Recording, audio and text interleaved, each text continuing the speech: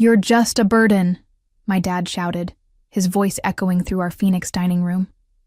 I stood there, stunned, my birthday cake still untouched on the table. The candles flickered like my hopes for a normal family celebration. It was supposed to be a happy day, my 26th birthday. But instead, I was watching my father's face twist with disgust as he stared at me. My name is Tessa Morgan, and I work as a remote data analyst for Crimson Harbor Group, one of the largest logistics companies in the country. I had been living back home in Phoenix for the past 2 years, helping my family through what they called temporary financial difficulties. What I didn't realize was how temporary my welcome would be. "Did you hear me?" Dad continued, his voice getting louder. "All you do is sit in that room all day, pretending to work on your computer. Meanwhile, your mother and I are struggling to keep this house running, and your brother Tyler needs money for his business ventures." I wanted to tell him the truth, that I had been quietly paying their credit card bills for months, that my pretend work was earning me over $4,000 a month, that without my contributions, they would have lost the house already. But something in his eyes told me this wasn't the time for explanations. "Robert, maybe we should talk about this later," my mom, Patricia, said softly from the kitchen doorway. Her voice carried that familiar tone of someone trying to keep the peace while secretly agreeing with the aggressor. "No, Patricia. I'm tired of walking on eggshells around her. She needs to hear this." Dad turned back to me, his finger pointing accusingly. "You think because you went to college that you're better than us? Well, let me tell you something. Your fancy degree hasn't done much for you, has it? Living at home at 26 like some kind of failure." The words stung, because part of me had wondered the same thing. But I stayed, because they needed help, because Tyler kept asking for money for his guaranteed investment opportunities, because Mom mentioned how stressed Dad was about the bills. I thought I was being a good daughter. "I contribute to this household," I said quietly, trying to keep my voice steady. Dad laughed, but there was no humor in it. "Contribute? You eat our food, use our electricity, take up space. What exactly do you contribute?" The irony was suffocating. In my laptop bag, just feet away, were the bank statements showing the payments I had been making. The credit cards in Dad's wallet, the ones Mom used for groceries, Tyler's gas card. I had been covering the minimum payments and often much more. But looking at their faces now, I realized they had no idea. They thought I was just their unemployed daughter, living off their generosity instead of the other way around. Something dark flickered in my mind as I watched Dad's satisfied expression. If they wanted to see what life looked like without my burden, maybe it was time to show them. Growing up, I had always been the responsible one. While Tyler spent his teenage years getting into trouble and charming his way out of consequences, I focused on my studies. I graduated summa cum laude with a degree in mathematics and landed my first job at a tech startup before I was 22. When the startup was acquired by Crimson Harbor Group, they offered me a remote position that paid incredibly well. The decision to move back home came after a series of late-night phone calls from Mom. "Your father is so stressed about money," she would say. "Tyler's business needs some startup capital, and with the mortgage and everything..." Her voice would trail off, heavy with unspoken expectations. I told myself it was temporary. I would help them get back on their feet, save some money myself, and then find my own place. What I didn't anticipate was how quickly I would become invisible in my own family's financial picture.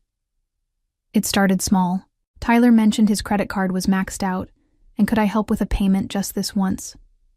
Dad's business credit line got declined at a client dinner. Could I cover it?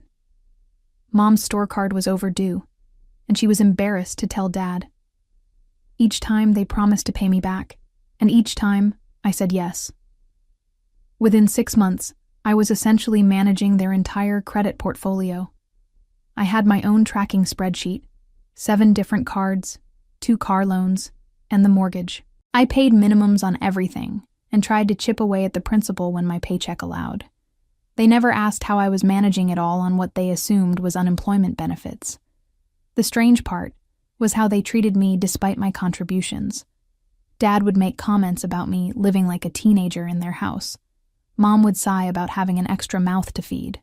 Tyler would joke about his freeloader sister when his friends came over. I told myself they didn't mean it, that they were just stressed about money. But deep down, I started to resent the way they spoke about me, as if I was some kind of charity case they were generously supporting. The warning signs were there. Last month, Tyler had mentioned something about the three of them wanting to downsize, and maybe I should start looking for my own place. Dad had become increasingly critical of my work schedule, questioning why I spent so much time on my computer if I wasn't bringing in real money. Mom had started making pointed comments about independence and responsibility, but I ignored the signs because I thought I was helping. I thought that's what family did for each other. I thought that love and loyalty would be enough to bridge the gap between their perception and reality. I was wrong. Looking at Dad's face now, twisted with contempt and frustration, I realized they had never seen me as their daughter who was sacrificing to help them. They saw me as dead weight, and they had decided it was time to cut me loose. The birthday cake sat melting on the table, and I wondered if this would be the last time I tried to save them from themselves. "I think it's time you found your own place," Mom said, her voice barely above a whisper. She couldn't look at me directly, instead focusing on wiping down the already clean kitchen counter. "Your father and I have been talking, and we think it would be best for everyone if you moved on." The words hit me like a physical blow. I had been expecting something like this since Dad's outburst, but hearing it from Mom made it real. Tyler stood in the doorway, arms crossed, nodding in agreement. His expression was smug, like he had been waiting for this moment. "When?" I asked, surprised by how calm my voice sounded. "Well," Dad interjected, "we were thinking tonight would be good. No point in dragging this out." Tonight, my birthday. They wanted me gone on my birthday. I looked around the living room where I had spent the last 2 years, at the bills scattered on Dad's desk that I had been secretly managing, at the family photos where I smiled obliviously next to people who apparently saw me as nothing more than an inconvenience. "I see," I said. "I'll pack my things." "Don't make this dramatic," Tyler said. "It's not personal. You're 26, Tessa. Most people our age have been on their own for years." I almost laughed. Tyler was 28 and had moved back home twice in the past 5 years. Each time, Mom and Dad welcomed him with open arms and helped him get back on his feet. But apparently that grace didn't extend to daughters who actually contributed financially. "You're right," I said. "I should have been on my own years ago." As I walked to my room, I could hear them talking in the kitchen, their voices lighter now, almost relieved. Dad was already making plans for converting my room into Tyler's home office. Mom was talking about how nice it would be to have the house back to just the 3 of them. I sat on my bed and opened my laptop. The banking app loaded, showing my checking account balance and the linked credit accounts I'd been managing. 7 credit cards, all with my bank account set up for automatic payments. All of them currently in good standing because of my diligence. For 2 years, I had been the invisible safety net keeping their financial lives from collapsing. I had sacrificed my own independence, my own apartment fund, my own dreams of traveling and building my own life, all to make sure they didn't drown in debt. And their response was to throw me out on my birthday, because I was a burden. I stared at the screen, my finger hovering over the account management options. Each credit card had my information as the authorized payer. With a few clicks, I could remove my bank account from their automatic payment systems. With a few more clicks, I could freeze the cards entirely, claiming security concerns. They wanted to see what life looked like without their burden. Maybe it was time to show them exactly what that meant. The thought should have scared me, but instead, I felt something I hadn't experienced in months. Power. For the first time in 2 years, I was about to make a decision based on what I wanted, not what they needed. I began to type. I spent the next 3 hours methodically packing my life into boxes while my family celebrated downstairs. Through my bedroom floor, I could hear Tyler telling some story that made Dad laugh. Really laugh, in a way I hadn't heard in months. Mom was humming while she cleaned up the birthday cake that never got eaten. The sound of their happiness at my departure was more painful than any of Dad's cruel words. Around midnight, I carried my boxes to my car. No one offered to help.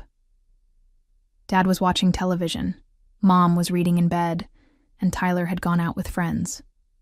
I might as well have been a ghost for all the attention they paid to my leaving. As I loaded the last box, Tyler came home. He walked past me without a word, then stopped at the front door. "You'll thank us for this someday," he said. "You were getting too comfortable. This will be good for you." I wanted to tell him about the spreadsheet on my laptop, about the $1,400 I had transferred to his credit card just last week when he called crying about missing a payment. I wanted to show him the bank statements proving I had been covering his car insurance for 8 months. Instead, I just nodded. "You're probably right," I said. The cheap motel room I checked into smelled like industrial cleaner and disappointment. I sat on the scratchy bedspread with my laptop open, staring at the banking interface. It was 2 a.m., and I was finally alone with my thoughts and the full scope of what I had been doing for my family. I pulled up my personal spreadsheet and calculated the total. Over $34,000 I had paid toward their debts in the past 2 years. Minimum payments, overdraft fees, late charges, interest. I had covered it all. My own savings account, which should have been enough for a down payment on a house, was nearly empty. The credit card companies made it easy to remove myself as an authorized payer. A few security questions, a couple of clicks, and suddenly their automatic payment systems had no funding source. I didn't cancel the cards entirely. That seemed too cruel. I just removed my financial responsibility for their choices. But as I worked through each account, I discovered something that made my blood run cold. Tyler's business credit card, the one he claimed was for legitimate investments, had charges I had never seen before. Luxury hotels in Las Vegas, high-end restaurants, a jewelry store purchase for $8,000. All of it paid for with money I had been contributing. I dug deeper into Dad's accounts and found similar patterns. Business dinners that were actually expensive steakhouse visits with his golf buddies. Office supplies that were clearly personal electronics. Mom's store card showed purchases for designer handbags and spa treatments, all while she told me they were struggling to make ends meet. They hadn't been struggling. They had been living beyond their means and using my money to subsidize their lifestyle while treating me like a charity case. My phone buzzed, a text from Mom. "Hope you find a nice place. We love you." I stared at the message for a long time. If they loved me, why had they made me feel like such a burden? If they cared about my well-being, why had they never asked about my job or my income? Why had they taken my help for granted while making me feel ashamed for needing a place to live? I turned off my phone and closed my laptop. Tomorrow, I would drive to San Diego and start over. Crimson Harbor Group had been asking me to relocate to their West Coast offices for months, offering a significant salary increase and relocation assistance. I had turned them down because I thought my family needed me. It was time to start thinking about what I needed. As I tried to fall asleep on the uncomfortable motel bed, I wondered how long it would take them to realize what had happened. Their credit cards would start declining within days. The automatic payments that had been keeping them afloat would bounce. Their carefully maintained credit scores would begin to crumble. Part of me felt guilty for what was coming, but a larger part of me felt something I hadn't experienced in years. Freedom. I woke up to 17 missed calls. It was 7 a.m., exactly 12 hours since I had left, and my phone was buzzing constantly. Dad, Mom, Tyler. They were taking turns calling, leaving increasingly frantic voicemails. I listened to them while I packed my remaining toiletries. "Tessa, honey, call me back. There's been some kind of mistake with the credit cards." Mom's voice was tight with worry. "Tessa, what the hell did you do? My card got declined at breakfast." Tyler, angry but not yet understanding the scope of the problem. Call me back immediately. We need to talk. Dad, using his authority voice like I was still a child who could be commanded. I drove toward San Diego while they called. 3 hours into the drive, the voicemails became more desperate. Tessa, please, I know you're upset, but we can work this out. Just call me back. Mom, now clearly panicking. The bank says you removed yourself from all the accounts. What the hell does that mean? Tyler, finally beginning to understand. You vindictive little... Just call me back. Now. Dad, no longer trying to hide his rage. I pulled over at a gas station and finally answered when Mom called for the 4th time that hour. Tessa, thank God. Where are you? What happened with the credit cards? I'm not responsible for your credit cards anymore, I said calmly. I removed my bank account from your automatic payment systems. Silence. Then, what do you mean, your bank account? Mom, who did you think was paying those bills? Another long pause. Your father... I thought... We assumed... You assumed wrong. But how... Where did you get that kind of money? I almost laughed. From my job, the one Dad thinks is pretend, the one Tyler jokes about. I've been working remotely for Crimson Harbor Group for 2 years, making $55,000 a year. I've been paying your bills because I thought you needed help. I could hear her talking to someone in the background, probably Dad. When she came back on the line, her voice was small. Tessa, we didn't know. If you had just told us. I tried to tell you. Remember when I said I was contributing to the household? When I mentioned my work? You never listened because you had already decided I was a failure living off your charity. That's not... We didn't mean... Yes, you did. And that's fine. But I'm not your safety net anymore. I hung up and turned off my phone again. The drive to San Diego gave me time to think about the magnitude of what I had just done. Without my payments, their credit cards would start declining immediately. Late fees would kick in within days. Their credit scores would tank within weeks. The lifestyle they had been living, the expensive dinners, the shopping trips, Tyler's business expenses, would come to an abrupt halt. I felt a twinge of guilt, but it was quickly overwhelmed by anger. They had been living off my income while treating me like a burden. They had been using my money to fund their luxuries while making me feel ashamed for needing a place to live. They had thrown me out on my birthday. After 2 years of financial support, they didn't even realize they were receiving. When I reached San Diego that evening, I called my contact at Crimson Harbor Group's West Coast office. Tessa, I was hoping to hear from you. Are you reconsidering our offer? I am. How quickly could I start? How about Monday? We've been holding a position for you. When can you be here? I'm already here. The relief in my manager's voice was palpable. Perfect. Let me help you find a place. We have corporate housing available, and there's a great apartment complex near the office with immediate availability. For the first time in months, I felt like someone wanted me around. By Sunday, I had a furnished 1-bedroom apartment 3 blocks from the beach.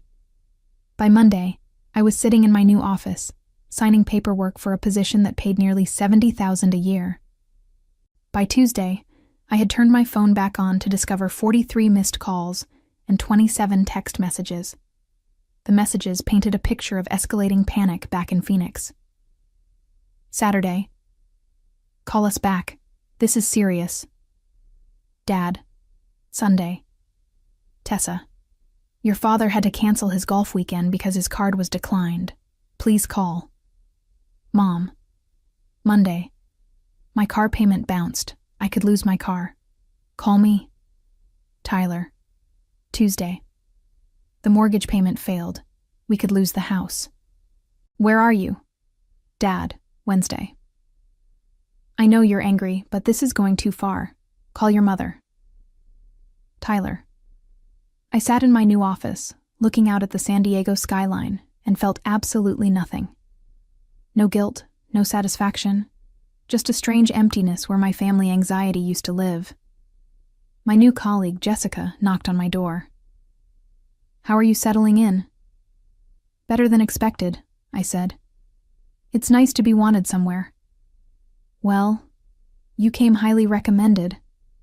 The Phoenix team spoke very highly of your work. They were sad to lose you." "Their loss," I said, and meant it. That evening, I walked to the beach and called my family back. Dad answered on the first ring. "Tessa, where the hell are you?" "San Diego." "San Diego? What are you doing there?" "I got a promotion. I moved." I could hear him talking to Mom and Tyler in the background. When he came back on the line, his tone had shifted to the fake friendly voice he used when he wanted something. That's great, honey. Congratulations.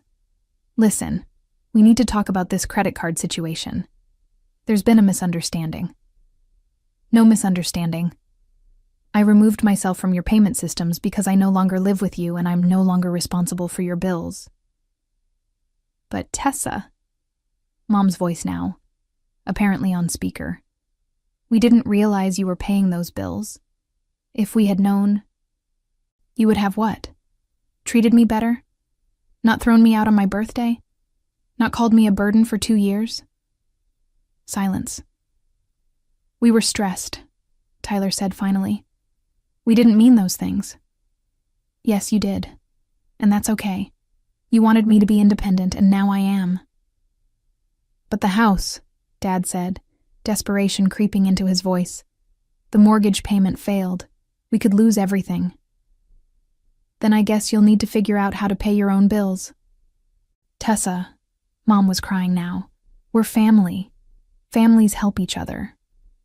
"You're right," I said. "Families do help each other. For 2 years I helped you. I paid your bills, covered your emergencies, and subsidized your lifestyle. And in return, you made me feel like a failure and threw me out the moment you decided I was inconvenient." "We'll make it up to you," Dad said quickly. "Come home. We'll talk this through." "I am home," I said, looking out at the ocean. "This is my home now." I hung up and blocked their numbers. The next morning, I woke up to sunshine streaming through my windows and the sound of waves in the distance. For the first time in 2 years, I checked my bank account without anxiety. My money was mine again. My life was mine again. I made coffee and sat on my small balcony, watching surfers catch the morning waves. My phone buzzed with an email from my new manager, praising a project I had completed the day before and asking if I'd be interested in leading a larger initiative. I smiled and started typing my response. It felt good to be valued for what I contributed, rather than resented for what I needed.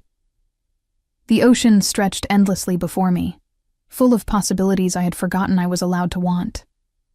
3 weeks into my new life in San Diego, I got the call I had been expecting. It was from Aunt Diane, Dad's sister, who lived in Tucson. "Tessa, honey, I heard about what happened. Your parents are in quite a mess." I sipped my morning coffee from my balcony, watching joggers on the beach below. "What kind of mess?" "Well," Diane's voice was careful. "They had to sell Robert's truck to make the mortgage payment, and Tyler moved back in with them because he couldn't afford his apartment anymore. Patricia's been calling around the family, asking for loans. I felt a flicker of something. Not quite satisfaction, but a sense of completion." "I see." "She wanted me to call you. Said you weren't answering their calls." "I'm not." Diane was quiet for a moment. "Tessa, I know they hurt you, but they're family. Maybe there's a way to work this out." I had expected this call. In our family, women were always expected to be the peacemakers, to absorb the pain and smooth things over. I had been playing that role for 26 years. "Aunt Diane, did they tell you I was paying their credit card bills for 2 years?" "What? No, Robert said you were unemployed." "I wasn't unemployed. I was supporting them financially while they called me a burden and made me feel ashamed for needing a place to live. When I tried to tell them about my job, they dismissed it as not real work. Then they threw me out on my birthday." Another long pause. Oh, honey, I had no idea. They didn't want you to know because it didn't fit their narrative. They wanted to be the generous parents supporting their struggling daughter, not the struggling parents being supported by their successful daughter. Tessa, I'm so sorry. It's not your fault. But I'm not fixing this for them. They made their choices. After I hung up, I realized something had shifted. The anger that had been burning in my chest for weeks was fading, replaced by something cleaner: indifference. They were no longer my problem to solve. 2 months later, I was promoted to senior data analyst with a corner office and a view of the harbor. My new salary was $85,000 a year, plus bonuses.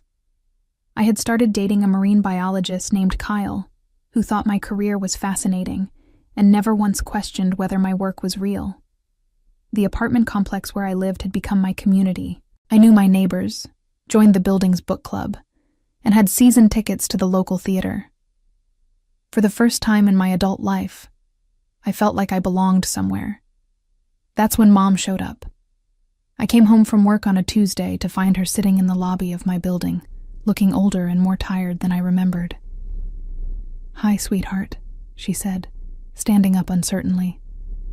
My heart clenched, but I kept my voice steady. "What are you doing here, Mom?" "We need to talk." "Can I come up?" Against my better judgment, I led her into my apartment. She looked around at my furniture, my view, my life, with a mixture of pride and confusion. "This is beautiful, Tessa. You've done well for yourself." "Thank you." She sat on my couch, twisting her hands in her lap. "We lost the house." I felt a stab of something. Grief, maybe, for the home I had grown up in. But it passed quickly. "I'm sorry to hear that. We're living with your Uncle Gary now, all 3 of us in his guest room. That must be difficult." "Tessa." She looked up at me with tears in her eyes. "We were wrong. We were so wrong about everything. If we had known you were helping us, we never would have..." "You would have what? Treated me with respect? Asked about my life? Valued my contributions?" "Yes," she whispered. "Mom, the problem wasn't that you didn't know I was paying your bills. The problem was that you didn't care enough to find out who I really was or what I was doing with my life. You had decided I was a failure, and that was easier than actually paying attention to me." She was crying now, and despite everything, it hurt to see. But I had learned the difference between feeling sorry for someone and feeling responsible for fixing their problems. "I came here to ask you to come home, to help us get back on our feet." I looked out at the ocean, at the life I had built, at the future stretching ahead of me. "Mom, I am home." 6 months later, I heard through Aunt Diane that Dad had filed for bankruptcy and Tyler was working at a call center. Mom had taken a job at a grocery store, her first job in 15 years. They had moved into a small rental house and were slowly rebuilding their lives. I felt a distant sadness for them, the way you might feel sad about strangers you read about in the newspaper. They were no longer the center of my emotional universe. I was sitting on my balcony, watching the sunset paint the ocean gold, when Kyle called to tell me about a research expedition he'd been invited to join in Costa Rica. "Want to come with me?" he asked. "I know you can work remotely from anywhere."